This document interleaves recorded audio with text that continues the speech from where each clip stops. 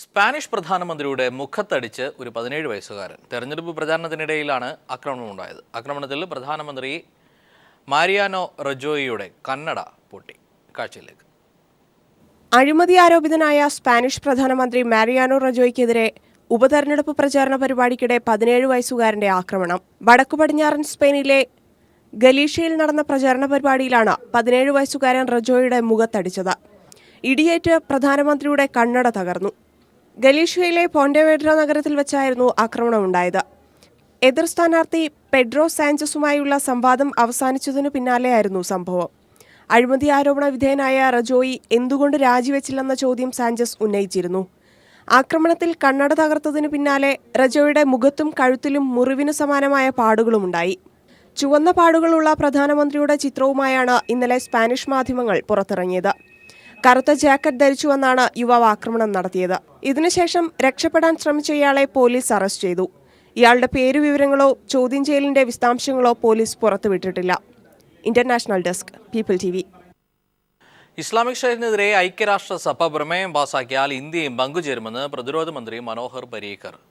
ഐസിസിനെതിരെ ഐക്യരാഷ്ട്രസഭ പ്രമേയം പാസാക്കുകയോ ഐസിസിനെതിരായി പോരാടാൻ പദ്ധതിയിടുകയോ ചെയ്താൽ ഇന്ത്യയും പങ്കുചേരുമെന്നാണ് പരീക്കർ അറിയിച്ചത്. ഇത് UN-ന്റെ നിലപാടിനെ അനുസരിച്ചായിരിക്കുമെന്നും അദ്ദേഹം വ്യക്തമാക്കി. ഐസിസിനെതിരായ ഓപ്പറേഷനിൽ ഇന്ത്യയുടെ പങ്കാളിത്തത്തെക്കുറിച്ചുള്ള ചോദ്യങ്ങൾക്ക് മറുപടി പറയുകയായിരുന്നു പ്രതിരോധ മന്ത്രി മനോഹർ പരീക്കർ. ഐസിസിനെതിരെ ഐക്യരാഷ്ട്രസഭ പ്രമേയം പാസാക്കുകയോ ഐസിസിനെതിരെ പോരാടാൻ പദ്ധതിയിടുകയോ ചെയ്താൽ ഇന്ത്യയും പങ്കാളിയാകുമെന്നും പരീക്കർ പറഞ്ഞു. എന്നാൽ അത് UN-ന്റെ നിലപാടിനെ ആശ്രയിച്ചായിരിക്കും. അമേരിക്കൻ പ്രതിരോധ മന്ത്രി ആസ്റ്റൺ കാർട്ടറുമായി വാഷിംഗ്ടണിൽ കൂടിക്കാഴ്ച നടത്തി തിരിച്ചെത്തിയ ശേഷമായിരുന്നു മനോഹർ പരീക്കറുടെ പ്രതികരണം. ഇന്ത്യയുടെ വിദേശ നയം, UN പ്രമേയം എന്നിവയെ അടിസ്ഥാനമാക്കിയാണ് അന്തിമമായി തീരുമാനമെടുക്കുക. ഐസിസിനോട് നേരിട്ട് യുദ്ധത്തിന് തയ്യാറാകാതെ ഐക്യരാഷ്ട്രസഭയുടെ കീഴിൽ പ്രവർത്തിക്കാനാണ് ഇന്ത്യ ആഗ്രഹിക്കുന്നത്. 20ഓളം ഇന്ത്യക്കാർ ഇസ്ലാമിക് സ്റ്റേറ്റിനായി നിലവിൽ പ്രവർത്തിക്കുന്നുണ്ട്. മുംബൈ, കശ്മീർ, തെലങ്കാന അടക്കം ഇന്ത്യയിൽ നിന്നുള്ളവർ ISൽ പ്രവർത്തിക്കുന്നതായി ദേശീയ അന്വേഷണ ഏജൻസിയും റോയും കണ്ടെത്തിയിട്ടുണ്ട്. ഇസ്ലാമിക് സ്റ്റേറ്റുമായി ബന്ധപ്പെട്ട വിവരങ്ങൾ US, ബ്രിട്ടൻ, റഷ്യ അടക്കമുള്ള രാജ്യങ്ങളുമായി നിലവിൽ ഇന്ത്യ പങ്കുവയ്ക്കുന്നുണ്ടെന്നും മനോഹർ പരീക്കർ പറഞ്ഞു. News desk. ശബരിമലയിൽ ദേവസ്വം ബോർഡിന്റെ വ്യാജ തിരിച്ചറിയൽ കാർഡ് ഉപയോഗിച്ച് തീർത്ഥാടകരെ കബളിപ്പിക്കുന്ന സംഘം പിടിയിലായി. ദേവസ്വം ബോർഡ് ജീവനക്കാരെന്ന വ്യാജേന തീർത്ഥാടകരെ ദർശനത്തിനും അഭിഷേകത്തിനും കൊണ്ടുപോയി പണം തട്ടിയ 4-അംഗ സംഘത്തെയാണ് സന്നിധാനം പോലീസ് പിടികൂടിയത്. ദേവസ്വം ബോർഡ് ജീവനക്കാരുടെ തിരിച്ചറിയൽ കാർഡിന്റെ വ്യാജ പതിപ്പ് ഉപയോഗിച്ച് തീർത്ഥാടകരിൽ നിന്നും പണം തട്ടിയ 4-അംഗ സംഘമാണ് പോലീസിന്റെ പിടിയിലായത്. തീർത്ഥാടകരെ ക്യാൻവാസ് ചെയ്ത് ദർശനത്തിനും അഭിഷേകത്തിനും അനധികൃതമായി സൗകര്യമൊരുക്കി കൊടുത്താണ് സംഘം പണം തട്ടിയിരുന്നത്. സംഘത്തിലൊരുവനായ വയനാട് സ്വദേശി രവീന്ദ്രനെ സംശയത്തെ തുടർന്ന് ദേവസ്വം വിജിലൻസ് ആദ്യം കസ്റ്റഡിയിലെടുത്തിരുന്നു. ഇയാളെ ചോദ്യം ചെയ്തപ്പോഴാണ് സംഘം ചേർന്ന് നടത്തുന്ന തട്ടിപ്പിന്റെ വിവരങ്ങൾ പുറത്തായത്. രവീന്ദ്രനൊപ്പം കോഴിക്കോട് സ്വദേശികളായ വിനോദ്, മനോജ്, ശംഭുദാസ് എന്നിവരാണ് തട്ടിപ്പ് സംഘത്തിലുള്ളവർ. സന്നിധാനം SI B വിനോദ് കുമാറിന്റെ നേതൃത്വത്തിലുള്ള സംഘമാണ് ഇവരെ അറസ്റ്റ് ചെയ്തത്. ഇവിടെ കുറേ ആൾക്കാർ ഇങ്ങനെ ഈ ഭക്തന്മാർക്ക് സൗകര്യം ഒരുക്കുന്നതിന് വേണ്ടി താമസിക്കുന്നുണ്ട്. അവർ ഈ റൂമൊക്കെ ബുക്ക് ചെയ്ത് അവരുടെ പേര് ബുക്ക് ചെയ്തിട്ട് വരുന്ന അയ്യപ്പന്മാരുടെ നിന്ന് അമിതമായിട്ട് കാശ് മേടിച്ച് ഇവിടെ താമസിപ്പിക്കുക. ഈ കാർഡ് ഉപയോഗിച്ചിട്ട് ദേവസ്വം ബോർഡിൻ്റെ സ്റ്റാഫ് എന്ന നിലയിൽ അവിടെ പോയി തൊഴുക, അവിടെ വഴിപാടുകൾക്ക് സൗകര്യം ചെയ്ത് കൊടുക്കുക. എന്നിട്ട് അതിൻ്റെ പേരിൽ ഇവരുടെ കയ്യിൽ നിന്ന് ഇഷ്ടംപോലെ കാശ് മേടിക്കുക. ഇതാണ് ചെയ്തുകൊണ്ട് ഇത് രീതിയിലുള്ള അയ്യപ്പ ഭക്തന്മാരെ ചതിച്ചുകൊണ്ടിരുന്ന ഒരു 4 പേരെയാണ് ഇന്ന് അറസ്റ്റ് ചെയ്തത്. അവരുടെ കയ്യിൽ നിന്ന് ഏകദേശം ഒരു 60,000 രൂപയോളം റിക്കവർ ചെയ്തിട്ടുണ്ട്. സീസൺ ആരംഭിച്ചപ്പോൾ മുതൽ സംഘം സന്നിധാനത്ത് വിവിധയിടങ്ങളിൽ താമസിച്ച് തട്ടിപ്പ് നടത്തിയിരുന്നതായി അന്വേഷണത്തിൽ വ്യക്തമായി. റാന്നി 1-ാം ക്ലാസ് മജിസ്ട്രേറ്റ് കോടതിയിൽ ഹാജരാക്കിയ 4-അംഗ സംഘത്തെ റിമാൻഡ് ചെയ്തു. News bureau, Sannidhanam. Delhi cricket association അഴിമതിയിൽ അരുൺ ജെയ്റ്റ്ലിക്കെതിരെ കൂടുതൽ ആരോപണമുന്നയിച്ച് ആം ആദ്മി രംഗത്തെത്തി. സ്റ്റേഡിയം നവീകരണത്തിനായി 90 കോടി രൂപ അഴിമതി നടത്തിയ ധനമന്ത്രിയെ മന്ത്രിസഭയിൽ നിന്ന് പുറത്താക്കണമെന്ന് ആം ആദ്മി ആവശ്യപ്പെട്ടു. ആരോപണങ്ങൾ BJP നിഷേധിച്ചിട്ടുണ്ട്. ഡൽഹി സെക്രട്ടേറിയറ്റിൽ CBI റെയ്ഡ് നടത്തിയതിന് പിന്നാലെയാണ് ധനമന്ത്രി അരുൺ ജെയ്റ്റ്ലിക്കെതിരെ കൂടുതൽ അഴിമതി ആരോപണങ്ങൾ ആം ആദ്മി ഉന്നയിച്ചത്. Delhi and district cricket association മേധാവിയായിരിക്കെ അരുൺ ജെയ്റ്റ്ലി ട്രഷറർ നരേന്ദ്ര ബത്രയുമായി ചേർന്ന് കോടികളുടെ അഴിമതി നടത്തിയെന്ന് ആപ് നേതാക്കൾ ആരോപിച്ചു. ഫിറോസ് ഷാ കോട്ട്ല സ്റ്റേഡിയം നവീകരണത്തിലുള്ള കരാറുകൾ ടെൻഡർ വിളിക്കാതെ നൽകുകയും 90 കോടി രൂപയുടെ തിരിമറി നടത്തിയെന്നും ആപ് നേതാക്കൾ ഉന്നയിച്ചു. DDCA വാർഷിക കണക്കിലും ഇക്കാര്യം പരസ്യപ്പെടുത്തിയില്ല. ഒരേ രജിസ്റ്റർ ഓഫീസും ഇമെയിൽ വിലാസവുമുള്ള 9 കമ്പനികൾക്ക് വലിയ തുകയിൽ കരാർ നൽകി. ഡൽഹിയിലെ ആം ആദ്മി സർക്കാർ നിയോഗിച്ച അന്വേഷണ സമിതിയാണ് ഇവ കണ്ടെത്തിയത്. ഈ റിപ്പോർട്ട് പിടിച്ചെടുക്കാനാണ് CBI തന്റെ ഓഫീസ് റെയ്ഡ് ചെയ്തതെന്ന് കെജ്രിവാൾ ആരോപിച്ചിരുന്നു. അരുൺ ജെയ്റ്റ്ലി മന്ത്രിസഭയിലിരിക്കുമ്പോൾ നിഷ്പക്ഷ അന്വേഷണം നടക്കില്ലെന്നും ധനമന്ത്രി രാജിവെക്കണമെന്നും ആപ്പ് നേതാക്കൾ ആവശ്യപ്പെട്ടു.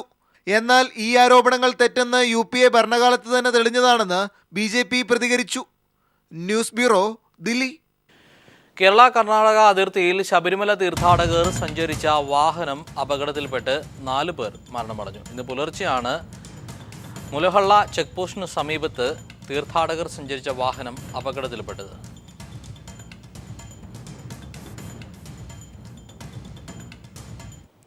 തൊടുപുഴ പൈങ്കുളത്തെ മാനസികാരോഗ്യ കേന്ദ്രത്തിൽ രോഗി തൂങ്ങി മരിച്ച സംഭവത്തിൽ ദുരൂഹതയുണ്ടെന്ന് ബന്ധുക്കൾ. തൃശൂർ സ്വദേശി സജീവന്റെ മരണത്തിൽ ആശുപത്രി അധികൃതർക്ക് പങ്കുണ്ടെന്നാണ് സഹോദരന്റെ പരാതി.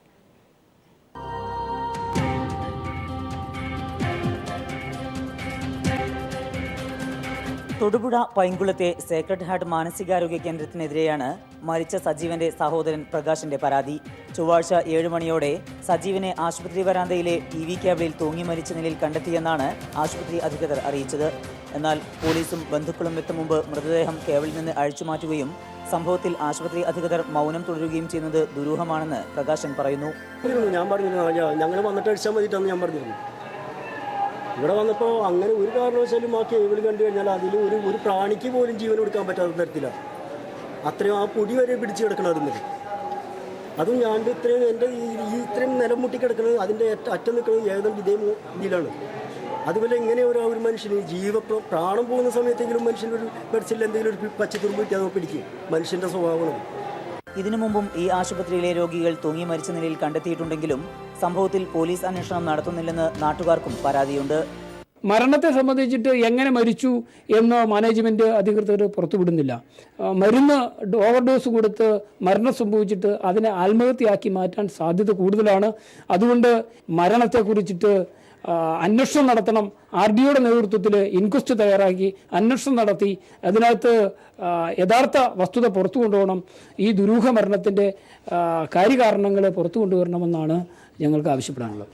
ജീവനക്കാരുടെ ഒരു അഭിപ്രായം, കഴിഞ്ഞ കാലങ്ങളിലെ അഭിപ്രായം വെച്ചിട്ട് ധാരാളം മരണങ്ങൾ, ഒരു മാസത്തിൽ 4-5 മരണങ്ങളൊക്കെ സംഭവിക്കാറുണ്ട് എന്നാണ് പറഞ്ഞത്. മാനസികാസ്വസ്ഥതയെ തുടർന്ന് കഴിഞ്ഞ മാസം 2-നായിരുന്നു സജീവനെ പൈങ്കുളത്തെ ആശുപത്രിയിൽ എത്തിച്ചത്. News bureau, Idukki. തേറമ്പിൽ രാമകൃഷ്ണൻ MLA-ക്കെതിരായ ഗ്രന്ഥശാല ഭൂമി കേസിൽ 3 മാസത്തിനകം വിജിലൻസ് അന്വേഷണ റിപ്പോർട്ട് സമർപ്പിക്കണമെന്ന് ഹൈക്കോടതി. പ്രതിയായ തേറമ്പിലിന്റെ ആവശ്യപ്രകാരം സമാന്തര അന്വേഷണം നടത്തുന്ന വിജിലൻസ് നടപടിയെ കോടതി തള്ളി. റിപ്പോർട്ടുമായി ഇന്നത്തെ ക്രൈംബ്രാഞ്ച് പൂർണ്ണമാവുകയാണ്. നമസ്കാരം. തൃശൂർ ചാച്ചാ നെഹ്റു ചിൽഡ്രൻസ് ലൈബ്രറിയുടെ 13 സെന്റ് ഭൂമി നിയമവിരുദ്ധമായി സ്വകാര്യ വ്യക്തികൾക്ക് കൈമാറിയെന്ന പരാതിയിൽ 13/8/2012 തൃശൂർ വിജിലൻസ് കോടതി അന്വേഷണത്തിന് ഉത്തരവിട്ടിരുന്നു. എന്നാൽ 3 വർഷമായിട്ടും അന്വേഷണ സംഘം കോടതിയിൽ റിപ്പോർട്ട് സമർപ്പിച്ചില്ല. അന്വേഷണം ശരിയായ ഗതിയിലല്ല എന്ന് ചൂണ്ടിക്കാട്ടി പ്രതിയായ തേറമ്പിൽ രാമകൃഷ്ണൻ MLA നൽകിയ പരാതിയിൽ സമാന്തര അന്വേഷണവും നടന്നുവരികയാണ്. കേസിലെ കാലതാമസം ചൂണ്ടിക്കാട്ടി പരാതിക്കാരനായ പുത്തൻവീട്ടിൽ രമേശ് ഹൈക്കോടതിയെ സമീപിച്ചു. സമാന്തര അന്വേഷണത്തിന്റെ സാധുത തള്ളിയ കോടതി തേറമ്പിലിനെതിരായ കേസിൽ 3 മാസത്തിനകം റിപ്പോർട്ട് സമർപ്പിക്കാൻ വിജിലൻസിനോട് ഉത്തരവിട്ടു. മറ്റൊരു അന്വേഷണം അതിന് പാരലായി നടത്തിക്കൊണ്ടിരിക്കുന്നത് തികച്ചും തെറ്റായ പ്രവണതയാണ്. അതിനെതിരായ ഉത്തരവാണ് ഹൈക്കോടതിയിൽ നിന്നും ഉണ്ടായിരിക്കുന്നത്. ആഭ്യന്തരമന്ത്രിയുടെ ഗ്രൂപ്പുകാരനായ തേറമ്പിൽ രാമകൃഷ്ണൻ ഭരണസ്വാധീനം ഉപയോഗിച്ച കേസ് വൈകിപ്പിക്കാൻ ശ്രമം നടത്തുന്നുവെന്നാണ് ആരോപണം. കേസിന്റെ തുടർ നടപടികളിൽ അതൃപ്തിയുണ്ടെങ്കിൽ പരാതിക്കാരന് വീണ്ടും ഹൈക്കോടതിയെ സമീപിക്കാമെന്നും ഉത്തരവിൽ വ്യക്തമാക്കുന്നു. News bureau, Thrissur.